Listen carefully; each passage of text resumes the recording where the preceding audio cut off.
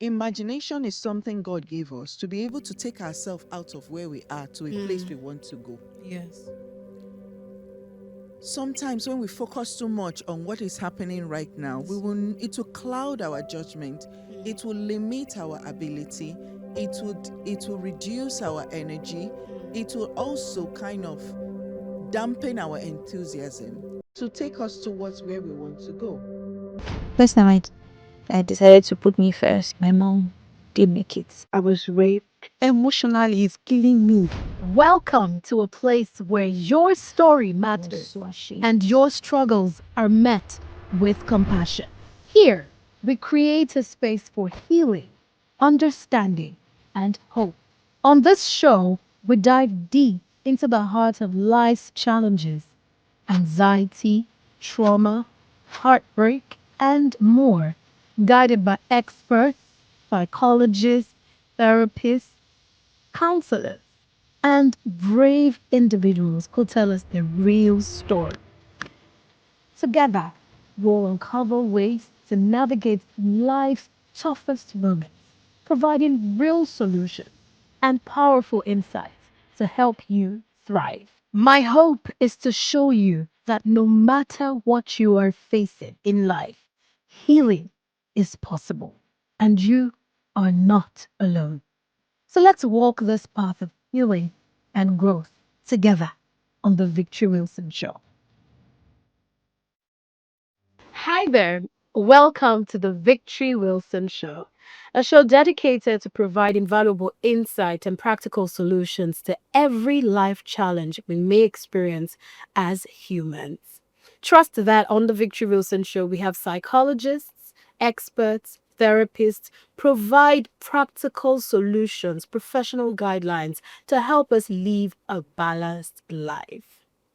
Today on the show, we will be treating a very important topic. And this topic is self esteem. Our story today is going to be centered on building one's self esteem after trauma. And we have a case of Vivian. Vivian sent in her video. Let's watch Vivian's story. I was raped while I was on a visit to a family member's place when I was 9 years old, and since then it's been a spiral with lots of things happening. Uh, at that age, I was still in primary school. Yes, I was. Looking back now, my I feel like it happened when I was 9, but then it might have happened earlier. Then moving on to secondary school was the same thing that happened again. Uh, Looking back on let me use the word experience. And it was a negative experience, but it was also an experience. Looking back on the experience, it changed me in a way that I felt I, I was drawn to men. I mean, not drawn, but I felt this insane need to be around men. I was always I was always looking to be in a relationship with them. It felt like I needed to be wanted by them. During that period also, my mom had a colleague. My dad wasn't always at home. So the colleague was always coming to our place to see her, to speak to her, and just on a work basis. But then it decided to start assaulting me, molesting me. It would come, it would touch me, it would masturbate and ejaculate on my laps. That was the first time I actually saw what semen was. Weirdly, at that time, it felt like it was like pap or something, but I knew what ejaculation was because it did it on me most times. Then also, even when he had to drive I and my mom to a place, probably he came, then coincidentally we had to go somewhere, and my mom told him that she needed assistance to take us to the place. It was always fun of telling me to sit in the middle in the I mean the back seat of course, was to sit in the middle and open my laps so it could see from the mirror. I don't know how to describe it, but it could see from the mirror on the mirror to view the back. Yes, yes, that mirror. And times where my mom saw me with my legs open, she would tell me to close it. But times where she didn't, that happened all through the journey. He came to our house a lot of times. I mean, even when we moved houses, it still came to visit, but along the years it decreased. But still, I had this fear towards him that I didn't want him to come near me. I didn't want him to come visit. But my mom didn't know about it. I mean, I could not tell her about it. So back to secondary school, when I was about to graduate, three group of friends decided that I also needed to be assaulted. It was a we had to do something in a place. I can't really remember the event, but then the three of them became touchy. They became touchy, trying to kiss me, trying to sleep with me. But thankfully they were stopped by someone else. Not like the person saw them, but there was someone in the area at the time. So when they heard the voice, they stopped and they let me go.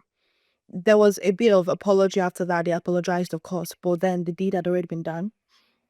That moving forward to university, it was the same thing. So around that time, I knew that there was something wrong with me because I had this bad mood swings.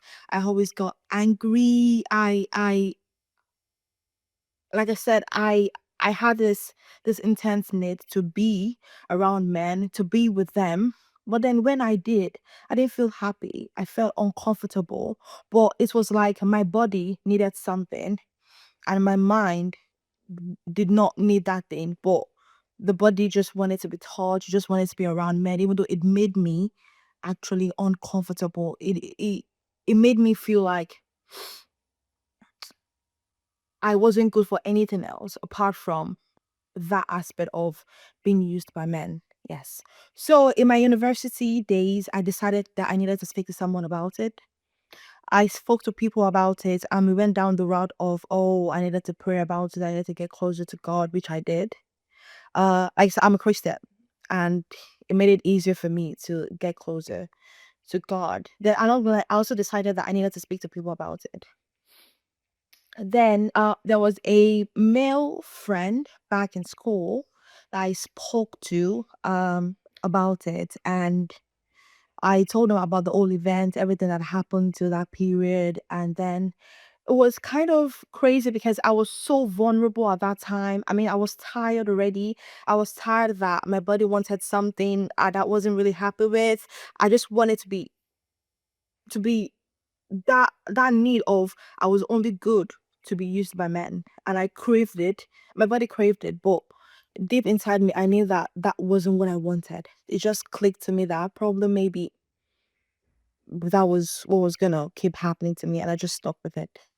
And I stuck with it. Then I started going into relationships, but then each one of them ended up to be emotionally and verbally abusive, which also made everything worse because I mean I was already feeling like I wasn't worth anything, and I just needed to be used by men. I just needed to be wanted by men, and that was all I amounted to. And then I was entering relationships that were bad for me, that were emotionally abusive for me. I cannot, I mean, those relationships that were not, that were somewhat good, I could not be in them. I started cheating. I had lots of sexual partners. I cannot keep a relationship. It was just like every single time a guy just came and said, "Hi," I was just drawn to them in a way that I could not explain. I didn't want it. I couldn't explain. And those relationships that were somewhat good, it was obvious to me that if I do this, if I should cheat, I will lose something good. But I still couldn't help myself. I still couldn't help myself, but it's just a cycle that kept happening. It kept happening. I got really bad emotionally. My suicidal thoughts were oof. through the roof. Then around 2020, during the pandemic, I something happened at home, and I won't go into details, but something happened. It frustrated me. I got so angry because my mom was saying things about me that, oh, um um I wasn't the daughter she knew. I wasn't this, I wasn't that. And I got angry. I was like, did you even notice at what certain point in my life did I not become the daughter you wanted? And she stated, then she gave no response because previously she told me that if I wasn't brilliant, I would not be good. That if I wasn't brilliant, I would have been absolutely useless. Which really got to me. Then I got pissed. Then I asked her that the question of did she notice when things changed for me? Then I asked her about the old rape, the old sexual assault from a colleague, from strangers, from my primary school, and all that. But then she decided that the only thing important to her was that I wasn't a virgin anymore. Then she decided to say that, oh, she noticed that at a point things changed. And she also said that she noticed that a colleague, that every single time it came over, I wasn't comfortable. I was trying to not be there at the present. And then I kept thinking, so you noticed all this and you still did not bother to do anything, to ask me, to question me, to see how I was like this. But you just kept saying, oh, I was getting angry all the time. I was getting moody. I didn't want to talk. I was possessed. Yes. They thought I was possessed by an evil spirit. They did. So then she decided that I shouldn't tell anyone about it because people were going to use it against me, which she was right about. Then she spoiled it by saying that, well, since that's happened for a long time, that I should just keep myself in touch, just keep myself. And there was something called secondary virginity. So she didn't want me to lose that. And then she asked a very tricky question that did she want me to inform my father? Which was kind of tricky because I knew that. So my parents are like, anything my mom doesn't want to be loud, my dad will stretch it so much. And at that moment, I realized that the reason I probably didn't tell them about the rape to begin with back, back in those years was because my mom's family, my dad doesn't mix with them. My dad's family, my mom doesn't mix with them. So the idea of coming home to say, oh, I was raped by when I went to for a visit in my mom's side of the family would have blown everything out of proportion. And I didn't want that. And my mom confirmed it by saying that, well, thank God I didn't say anything at that time because everybody would have known about it. She was concerned about that. That affected me way more than I expected it to be because I was like, there was no support anywhere. There was nothing because even if I talked about it back then, nothing would have been done, and it just made me much more hungry. It made me have this feeling of, you know what? No one really cares anyway. Why don't I just live my life the way my life wants to be lived? Not the way I want to live it, if that makes sense, but the way my life wants to be lived. A year or two after I told my mom about what happened, she decided that, oh, I should forget about it. Like I could just easily switch off and forget. She said I forget about it, that what has happened has happened. The good thing that came out of telling my mom was the fact that she understood me better. She knew that me being moody, my mood swings, my anxiety, my depression, my low mood, my anger wasn't because I was possessed, which is a good thing because I really didn't want to go to church anymore and be preyed upon and delivered. But she understood that, okay, she needed to be patient with me because of what happened. But apart from that, nothing else clicked. Because a year or two after, the same man, a colleague, who assaulted me several times, I got a call one day on my phone and I'm like, okay, it's kind of crazy, kind of weird, but when I saw the number, a part of me kept saying, that number looks familiar. Then I picked up the phone and I was like, hello. And my mom apparently decided to give that same man my phone number. The man called me. I was pissed. I honestly was angry. Then even after that, my mom still decided to go visit the man. Anytime he had events, she always assisted in his events, uh, and all that. Then she still even had to invite me to one of the events. She gave me a book from the events with this picture on it. I came home and I literally made marks on the face, disfigured the face, and I kept it where she could see it. She saw that book, she didn't say anything. Not even giving the man my number, that wasn't enough. It wasn't enough that you had to invite me to one of his events. Then you had to constantly invite him again to the house. And this man, being this man, still tried to touch me. Even like 2 years ago, recently, he still trying to touch me in my house. Our house, my parents' house. He still trying to touch me. So it just gave me this sense of awareness that I was angry at my mom. I hated my mom. That did she really not care about what happened to me? Then it just made the whole hangout worse. It made everything worse. That I mean, if the one person that I thought would care about me didn't care about me, so what was the point of me caring about myself? I hated her. I was hungry. Then I decided to take revenge on her. In hindsight, doesn't make any sense, but I did by talking to the man's children. Then she got to know about that, and then she was like, uh, uh, mind you, she told one of the man's son to drop me off at school one time. Then she saw me talking to the man's son and she was pissed. Then I decided to talk to the man's second son again, just on a casual basis. And she was like, oh, why am I talking to them? I should remember what the father did. So you do remember what the father did, but you just didn't want to act on it. Why? Then I said, they didn't do anything to me. The father did. You should be the one not talking to the father. Then she was like, the father didn't do anything to her. So why should she not talk to him? At that point, I lost it. I believe there was a spectrum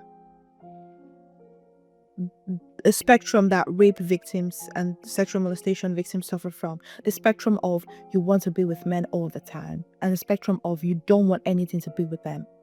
At first, I think I started on the spectrum of I always wanted something to do with men, but lately, the past few years, I've just had this intense hate, this hatred towards men. The hatred doesn't stop me from still giving myself out, and it doesn't stop me from refusing. I don't refuse. I still give myself out, but it keeps increasing my hatred of men. It keeps making me feel like I don't want a relationship. I don't even want to be with a man. My mind thinks that, but my body says otherwise. So it's like there's this conflict with my identity. I'm angry. My self-esteem has affected it so much that I don't even want to be seen outside. It's really affected my view on a lot of things, financially, maritally, parent-wise. I mean, I still have this intense hatred for my mom. It's starting to reduce because I'm not with her presently at the moment. I've not been with her for years. But anytime I think about it, there's still this hatred that comes in, and it's not really helping the way I feel mentally and emotionally.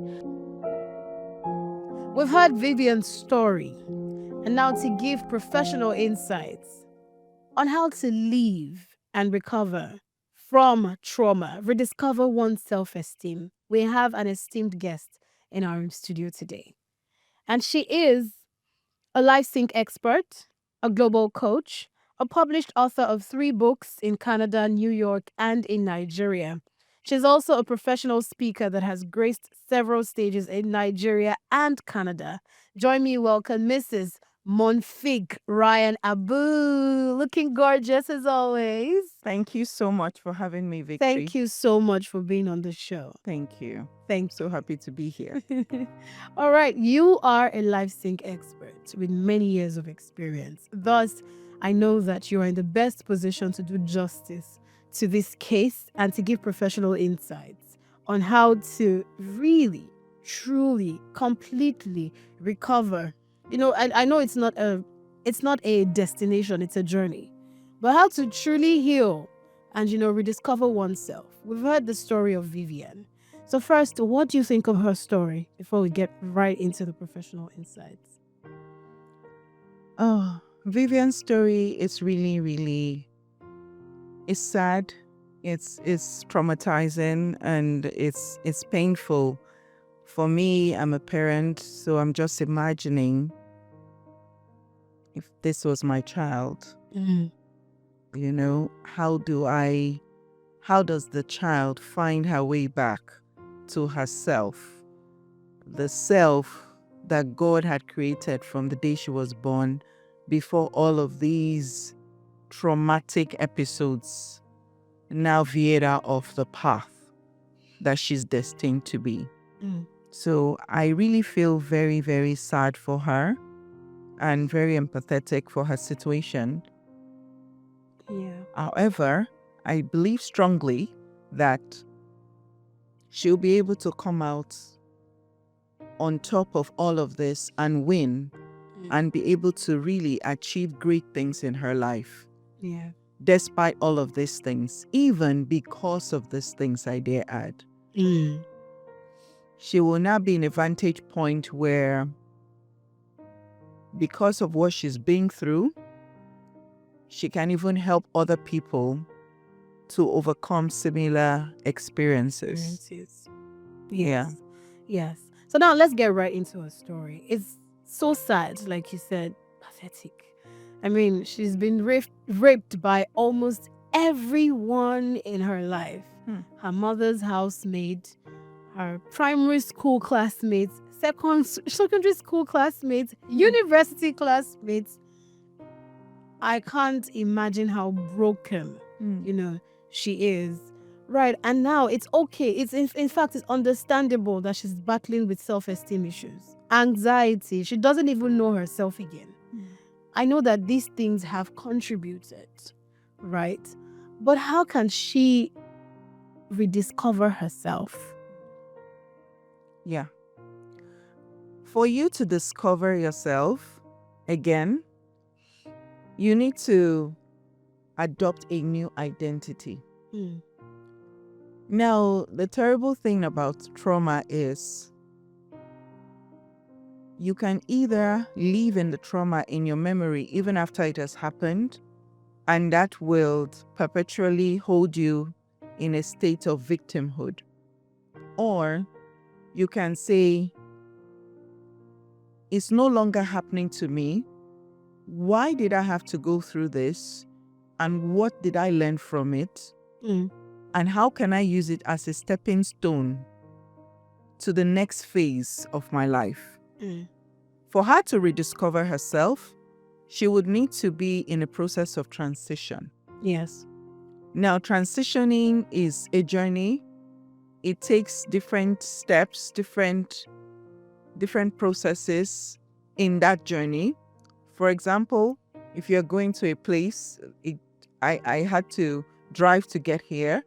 I got through different streets. I went to the highway. I passed through a bridge, and you know what a bridge is you are going across body of water, a large body of water. So the transition is like, let's imagine that the body of water is a trauma that she's been under and she's submerged there.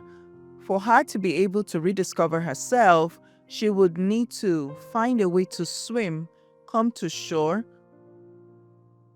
maybe have somebody pull her up and put her on the bridge and help her to cross the bridge to the new identity that she has to adopt through this transition. I tell my clients all the time, some of whom have gone through trauma, me also being a thriver myself, I call myself a thriver because I've been able to thrive through my own traumas. And in that space, or taking the mindset of a thriver, you need to focus on the new identity that you want, not on the trauma. Because that thing called focus is very, very powerful. what focus does is that whatever you focus on right now expands. Yeah. So when you are focusing on the trauma, it will continue to expand and it will take hold of your entire life. But when you focus on the identity of the person you want to become, so with self-esteem issues, you want to become more confident. Now, with all of this trauma of sexual abuse with multiple people and all the terrible situations, confidence as a word is derived from the word confide. Yeah. And confide means trust. So for her to be self-confident, adopt the identity of a self-confident person, she needs to trust herself again. And unfortunately for her in her situation, this trauma started really early. Very early. When she did not even know herself at all. Herself. Yes. So now that she's an adult, she needs to allow her imagination to run wild towards a future that she would like to experience. If I want to make reference to Tyler Perry's story, I love Tyler Perry. He was a victim of a lot of physical abuse, not sexual though, physical abuse from the hands of his father, and witnessed a lot of abuse to his mother. So he grew up in a very traumatic household. But his imagination was very, very powerful. You know, imagination is something God gave us to be able to take ourselves out of where we are to a place we want to go. Yes. Sometimes when we focus too much on what is happening right now, it will cloud our judgment. It will limit our ability. It will reduce our energy. It will also kind of dampen our enthusiasm to take us towards where we want to go. So at the end of the day, she needs to look at what's the vision for her life right now. She definitely doesn't want to go back. So she definitely at this moment is envisioning a better future for herself. If we can help her clarify what that future is, she now needs to adopt the identity of who that person will be. Then adopting that identity is letting her imagination get to that place. Who do I want to be now? Who is the upgraded Vivian, is her name, that went through all of these trauma situations. Now she cannot trust anybody anymore. She has to now set boundaries on all of these people that hurt her. Yeah. She needs to get a therapist to work with her actually for an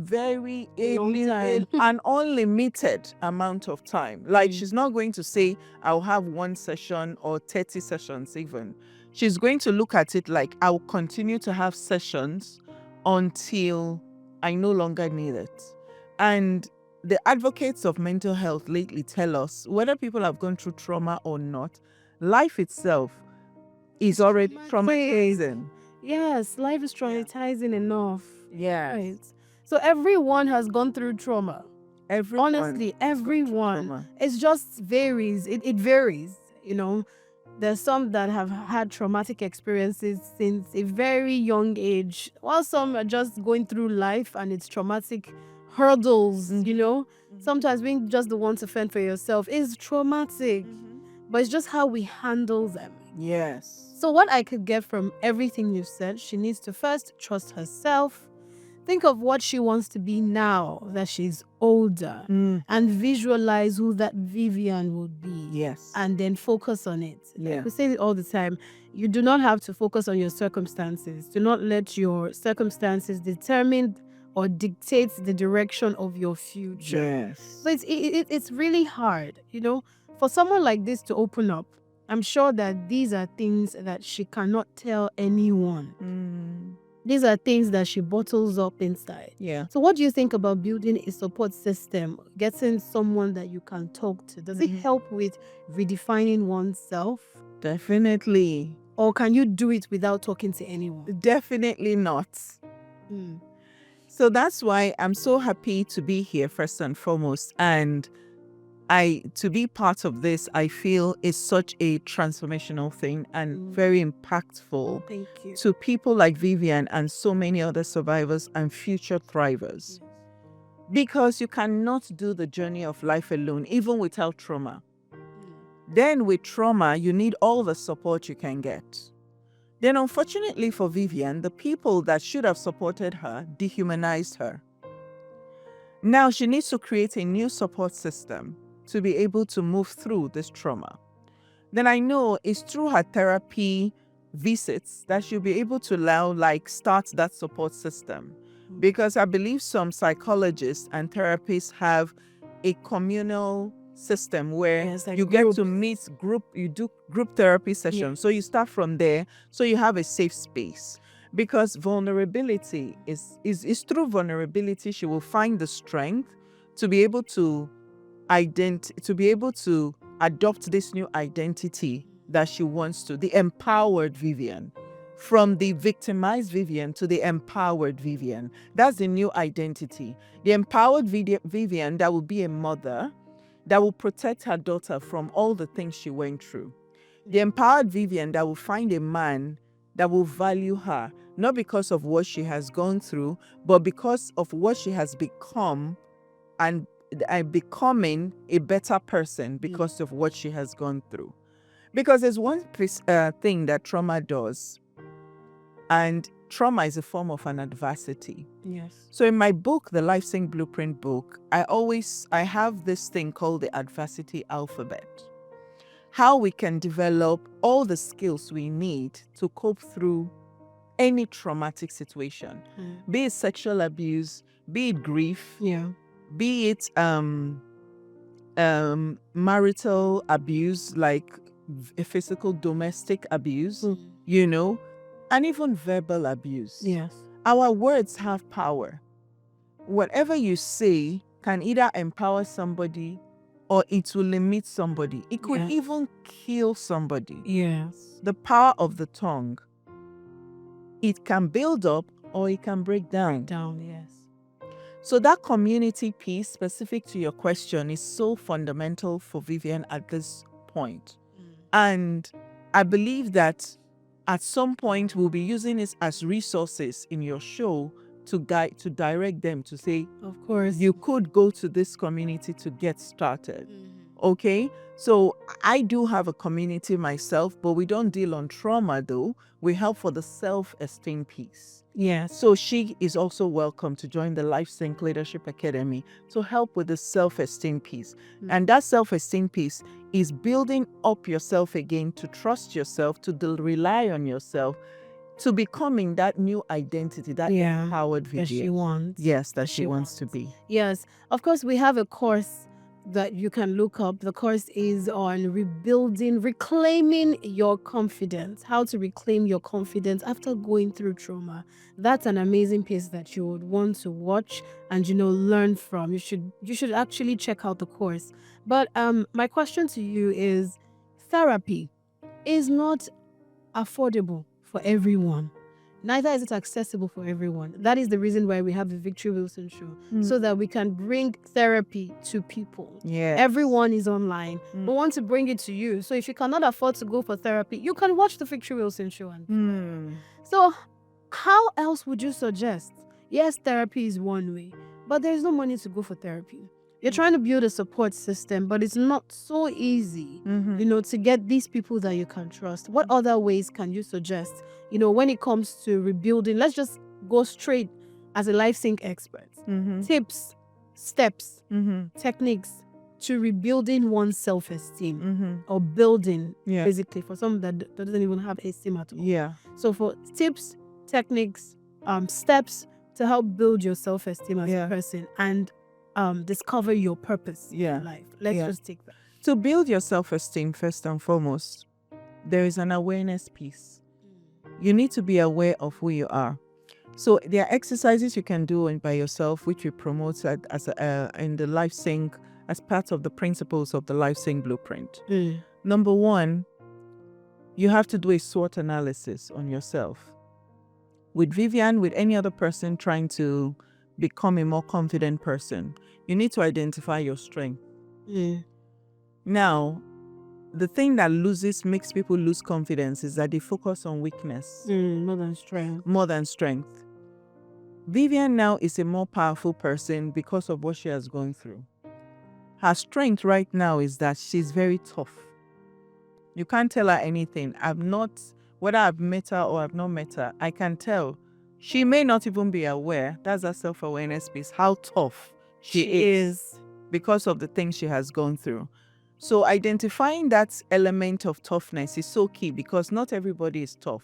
Because tough situations never last, but tough people always do. So she needs to focus on her toughness and allow that to be a thing that she uses to guide herself and build her confidence from. One key exercise that she would need to do is to, by herself, things therapy can be expensive, as we talked about earlier. So you look at this glass now, and what she should focus on is not that the glass is not filled up with water. When she's going to focus on her strength, she needs to look at where the water is in the glass. And right now, at least, the water is halfway full. So most people, when I do events and I ask people about this, I pass the glass around and I tell you, describe the glass. And people say all kinds of things. And most of them, they will say is half empty.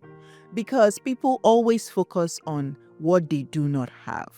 You need to focus on what you do have. She needs to focus on her strength. This is her potential. This is her toughness. This is her energy.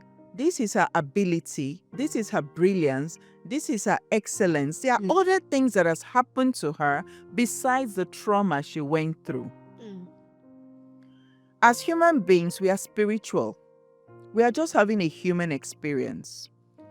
There's an energy we carry that leads us to the identity that we want to become. Yeah. So if she wants to be more empowered, she needs to carry the identity of an empowered person. And an empowered person looks at a glass half full, Not half empty. not half empty, because it helps you to have an abundance mindset. It helps you to look not only at your trauma, but at your triumph as well.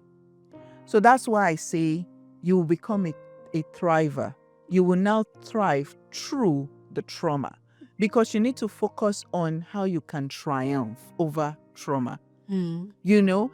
So there's this, before we end, I would like to share something called the adversity alphabet. That's another thing that will enable her to get over this. And everyone that has ever experienced any form of adversity, you need to listen to this. Most of us are in this mind of guilt. Why did this happen to me? Maybe it's my fault. And that keeps you trapped in that headspace of victimhood. Do not allow any trauma you experience make you doubt who you are and feel it's your fault. It's not your fault. Not your fault. For her, she was only 8 years old. How can an 8-year-old be carrying such a burden? So she needs to, first of all, also, after looking at the glass half full, looking at her strength, be kind to herself. Yeah. It sounds so simple, but it's so important. We are too hard on ourselves. Yes. The average person knows what to tell her best friend, how to encourage another person. And be kind to them. But we don't do that to us. we don't do that to us. Yes. It's in one of our courses, From Surviving to Thriving, we as humans, we just know how to be kind to other people. We don't even know how to write ourselves love letters.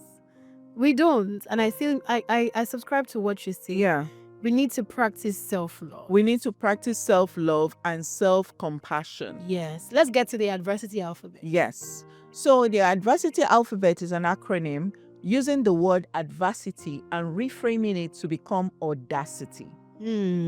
So usually I describe myself as a daring and dynamic woman who is on a mission to help every woman I meet, and some men as well, to develop a growth mindset and self-leadership skills that will enable them move from adversity to audacity. I believe that audacity is the antidote to adversity. So that's why I'm saying the identity of an empowered person. An empowered person is audacious. So with the adversity alphabet, let her use the letter A. That's the first principle. To advocate for herself. So A, you advocate for yourself. Advocate for yourself. Yeah. And also advise others so that they don't go through what you went through. So advocate for yourself. And D, the next alphabet, be determined to succeed. Be determined to succeed. There's something empowering when you want to shut up a naysayer. When you want to shut up the people that don't believe in you. So that self-belief is so important. You need to believe in yourself before people will believe in you. Yes. And it starts with you being determined. The next alphabet in adversity is V. Find your voice. For her voice will be very, very strong. That's why I say she's tough. Because she's been through some stuff. Yes. And the thing about victimhood, it now gives the trauma power. But when you see yourself as a thriver, you now use that trauma as a stepping stone to your triumph. Yes. Use that adversity as a stepping stone to your audacity. And it comes with finding your voice and using your voice for good. Talking about it like you asked before, should she talk about it to anybody that is kind enough to listen, that will put her in confidence, to anybody that is concerned, to anybody that is kind. She should look for mentors, find a circle around her and speak about this over and over. The more she speaks about it, the more her body releases it into the world and it spreads. Not spreading as pain to everybody, now spreading as empowerment to everybody. Yes. And she's releasing it because the body has kept record and kept store of all of this pain. And sometimes somebody like her would be even having chronic pain in some areas of her body. Not knowing it's psychological. It's You psychological. think it's a physical thing. Yes. So she has to find her voice and use her voice in places like the Victorious show that she sent her. You know, this is like therapy for her. Then from there, from what we're telling her today and other people experiencing this, find people around you. There are some kind people you will come across that because you've not shared what you're going through, you will not know that you'll be able to find a solution for you. Yeah. And you now start using that to build a circle of trusted people because you decided to use your voice. Yeah. Then the next alphabet is E. So now, as somebody that has gone through adversity, you don't have any option but to endure. You will just continue to endure, but not endure in isolation. Endure with an intentional knowledge that I am not going to let this thing hold me back anymore.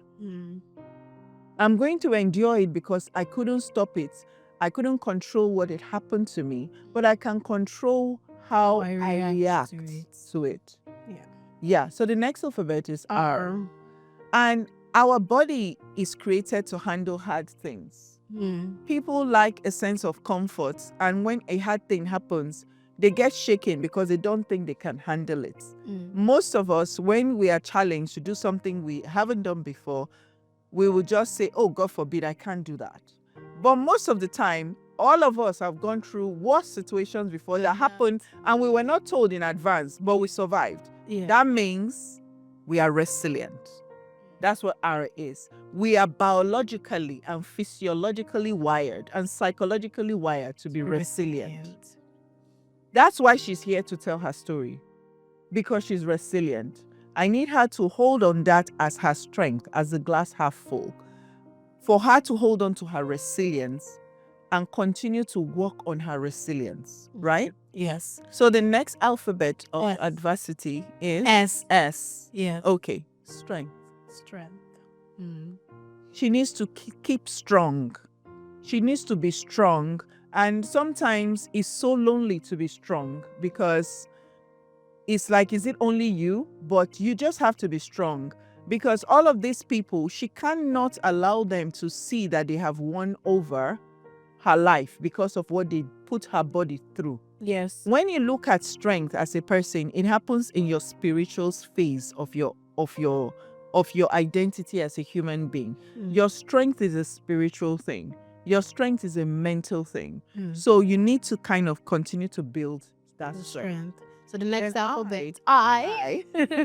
So when you look at I, it leads you to doing things with intention and insight. For you to move on to a place of empowerment, she has a lot of insight now on what abuse is like. She has lived through it. I see her as somebody that can even create a forum like the Victoria Wilson show, or like a place where women that are abused meet, and she shares her insights because she's now working towards her empowerment of who she is. And whoever she is right now, somebody that has been raped is not written on her forehead Until she says she says it. She has so much insight. And all of us as human beings have people that look at us based on the light we carry, the virtue we carry, but they don't know the pain we carry. Yes. So that gives a lot of insight. And because people are looking at your lights and they may be going through darkness, you will use that insight to show them how to get into the light. And while you show people how to get into the lights, you also get closer to the lights. For me, everything I got to up to this point is through adversity. If I didn't lose my mom, I wouldn't have found leadership. I'm a leader by accident. My mother's death compelled me to be a leader. As the firstborn, I just had to lead my siblings. Before then, my self-esteem was zero. My self-worth was zero. But when I looked at the fact that my mother is gone, she's not coming back, and her death was so sudden and she was so young, and I was also still a child, I was a teenager. I had to wake up from my deep slumber and use the insight of grief that I have to find leadership. That's the power of insight. Like nobody else can now tell you about that thing because you've lived through it. Yes. And So- survived it, and you're now survived it. thriving. And that leads us to the next thing she needs to look at within See. herself: tenacity. She needs to understand that she's a very tenacious person because what she has been through. She needs to know that nothing can bring her down again. Like for me, when I see a challenge, I say, come on. Like, I'm ready for you. I'm ready for you. Like, come on. You can't get me. Like, I shake it off. And it's not because I'm not aware, it's because I know the power that I have Within. not to allow a situation to determine my own experience. Right? So it leads to her tenacity. Then the final thing is why. And that is to encourage her to continue to yearn for her own self-improvement, to continue to yearn for a better life, to continue to yearn for a life where she's going to be happy, prosperous, joyful, peaceful, abundantly blessed in many ways. She should not allow all of these things to hold her back anymore. She should yearn to that place of her imagination where she desires that identity we spoke of initially. Yes. And never give up until she gets there. Yes. Then when she gets there, she should even improve her yearning so that she can surpass that stage. You have to keep yearning. So long as you please, you have to keep yearning. You have to Because keep yearning. yearning is for the living, not for you dead, Yes. actually. And when you yearn, it pushes you to actually do more. Yes. And we even have a course on surviving, moving from surviving to thriving, where almost everything that Mrs. Mounfiq said, Yeah. is embedded in that course. And I think that you can just check it out and get more insights, learn more. You can follow Mrs. Mounfiq as well, get more about how to live a balanced life. Because, you go from discovering oneself to building wealth. All these things are balanced because you need wealth to survive as well. Yeah. Thank you so much for the insights. Thank you so much for your time on the show. Thank you. Thank you for dealing with this case beautifully well. And I'm sure that Favor Vivian, you have learned a lot. Thank you, first of all, for sharing your story.